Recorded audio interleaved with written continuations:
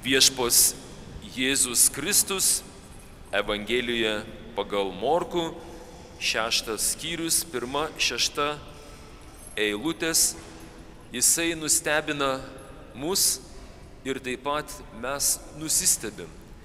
Kalbu nustebina mus, nes jisai grįžęs į savo namus kaip žinomas asmuo, kaip tas, kurį pažinojo nuo vaikystės, jo kaimynai, klasės draugai, kartu ėjo galbūt į tą patį darželį.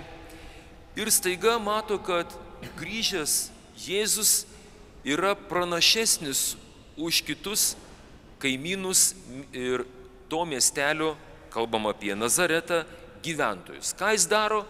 Jisai labai protingai kalba, išmintingai, ir jo tie žodžiai nėra tokie kaip kitų žmonių žodžiai. Jis žodį pasakė, prie kažko prisilietė, žmogus išgijo, atsivertė, prisikėlė. Tai jie stebėjosi. Ir tučtoj pat tokia reakcija. Kas per betvarkę tokia? Negali būti. Kokia jis turi teisę būti ypatingesnis negu aš.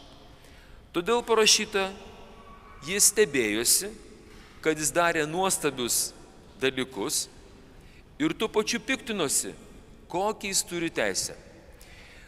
Tada Jėzus irgi žiūri savo kaimynus, klasiokus, pažįstamus, jis irgi sako, ir aš stebiuosi, kaip jūs matė tiek nuostabių dalykų, nepasinaudojate galimybę būti išgydytais, išgelbėtais ir atsiversti.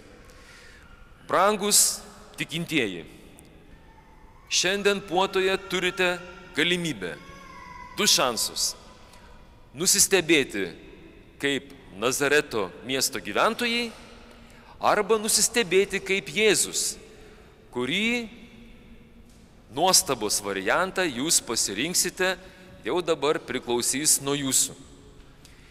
Arba mes stebimės taip kaip Jėzus, arba stebimės taip kaip šitie Nazareto gyventojai. Taigi, Nazareto gyventojų nuostaba yra tokia, kad jie pripažįsta antgamtę, tačiau nenori priimti to, kuris jiems tas malonės gali duoti. Kaip su mūsų gyvenimais? Vakar minėjome nuostabų Dievo stebuklą. Šventėme mūsų Lietuvos valstybingumo, sakykime taip, šventę, prisimindami žemišką Lietuvos karalių Mindaugą. Taip pat tie, kurie vakar ar buvote šimtmetinėje dainų šventėje, o galbūt žiūrėjote nuotoliniu būdu iš televizijos ekranų, ar jūs stebėjotės, kokia graži ir stipri dar mūsų Lietuva, kiek gražių žmonių yra. Ar stebėjotės? Ar džiaugiatės, kad vis dėlto Lietuva turi ateitį? O gal atvirkščiai stebėjomės, sakykim, kas čia per nesąmonė, kodėl jie tiek ilgai laiko tuos vaikus? Po vidurnakčio jau reikia eiti miegoti, dar ten vaikai dainuoja, ar ne? O galbūt stebėjotės, kaip jie drįsta, tie lietuviai. Atskirai vyrai stovėjo vyrų choro pusėje, moteris moterų pusėje. Kaip jie drįsta? Kas per betvarkę? Kažkieno teisės pažeistos? Arba galbūt stebimės kitais nuostabiais normaliais dalykais ir piktinamės. Taigi šiandien jums galimybė. Na ir jeigu savo nuostaboje, kai jūs stebėsitės, atpažinsite tokį reiškinį, kad esu neįgalus iš tiesų, esu pasimetęs, pripažįstu, kad daug ko neišmanau, pripažįstu, kad esu susivėlęs nuomonėse, nebeatskiriu vertybių. Jeigu pripažįstu, kad esu silpnas, Kaip sako apaštalas Paulius, antrame laiške Korintiečiam 12 skyrius 7-10 eilutės, sako,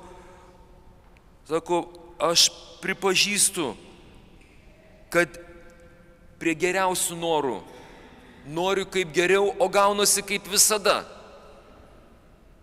Jeigu tai pripažįstu, nuostabu, tada Dievo galybė pasireiškia tavo tame pripažinime. Ir ką tada daryti, kai pripažįstu, kad esu silpnas, nesugebu susigaudyti vertybėse, nesugebu kontroliuoti to gyvenimo. Jeigu pripažįstu, kad piktinuosi kaip tie Nazareto gyventojai, Dievo tiesa, Dievo grožiu, Viešpas mums gali ateiti į pagalbą, nes pripažindami savo silpnumą atveriam duris Dievo galybei veikti savo gyvenime. Ir tai yra geroji žinia. Ar jūs džiaugiatės, kad Dievo galybė, kai tu pripažįsti, kad esi silpnas, galbūt ir truputį kvailiukas, neišmanėlis, kažkur skubantis, tas, kuris susimauna pastoviai lygioj vietoj, Dievas tave paglosto, sako, jeigu tą pripažįsti, nebijok, leisk man veikti. Tie, kurie prisimena save, kai buvote maži vaikučiai ir prisimena tą momentą, kai reikėjo parašyti pirmąją raidelę, o galbūt pirmą žodį mama arba tėti. Tas rašiklis toks didžiulis, nelabai man ten pavyko, taip kreivai kažkas gavosi. Arba kai reikėjo nupaišyti mano pirmąjį piešiniuką darželyje, irgi ten kažkaip kreivai gavosi. Ir kai priėjo prie manęs mama arba tėtis, sako, leisk, kartu mes parašykime tą nuostabų žodį, tą pirmąją raidelę. Ir kai tu pripažinai, kad esi vaikas, kad nemoki dar tų raidelių taip jau dailiai parašyti. Ir davėjai savo ranką mamai arba tėčiai, ir tada tėtis arba mama paėmė tavo ranką ir su tavo ranka gražiai užrašė žodį. Kaip buvo nuostabu. Ar tai buvo gėda, ar tai buvo kažkoks tai, nežinau, pažeminimas, kad leidau, būdamas vaikas, silpnas, mažiukas, kad už mane galingesnis tėtis arba mama padarytų tą veiksmą, kurį norėjau padaryti, ir gavau nuostabų rezultatą. Juk nebuvo gėda. Haleliuja. Taigi, Viešpats, Jisai šiandien mums dovanoja šansą kiekvieną dieną džiaugtis. Na ir pabaigai, toks posakis yra, kaip višnikė ant torto, pasakysiu paslaptį ir būtinai pridėsiu, tik niekam nesakykit. Su mintim, kad jūs vis tiek kažkam pasakysit. Toks žmogus yra. Jeigu norit, kad visa Lietuva sužinotų, pridėkit žodelį, tik niekam nesakyk. Ir aišku, tau kaimynas pasakyk, nebijok, niekas nesužinos, tik aš ir Lietuva. Aš myliu Lietuvą, bet ar mylite ją jūs? Tai jeigu mylite, tai Lietuva tikrai sužinos. Tai toji paslaptis, kai jūs jau supratote, kad esate kaip tie Nazarėno gyventojai, kurie piktinatės, o galbūt supratot, kad esate silpni, susimaunat lygioj vietoj. Pasakysiu, kur galite įgyti jėgos, pasimokyti ir padaryti pažangą.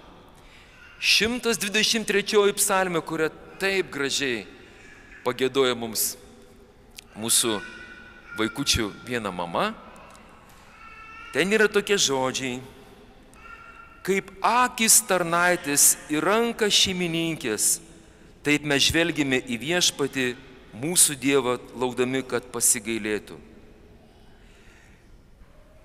Į ką reikia žiūrėti, kad gautumėte stiprybės? Į Viešpatį Jėzų Kristų. Jeigu jūs ateisite kiekvieną dieną, pabūsite bent valandėlę Eucharistinio Jėzaus akivaizdoje, Ten yra nuostabus pažadas tau, kuris esi silpnas, kuris piktinasi, kuris dar kažkokių ten trūkumų turi. Ten yra parašyta: pasigailėk mūsų viešpatie, pasigailėk mūsų, pažeminimo kančių taurė jau prisipildė, per ilgai kentėjom įžūliųjų patyčias ir paniką iš didžių dėl to, kad man nesiseka, bet kai žvelgiu į tave viešpatie, tu manęs pasigaili. Aleliuja. Taigi, nepriklausomai, kokie būtumėm silpni, viešpats jūsų laukia, kad pasigailėtų. Amen.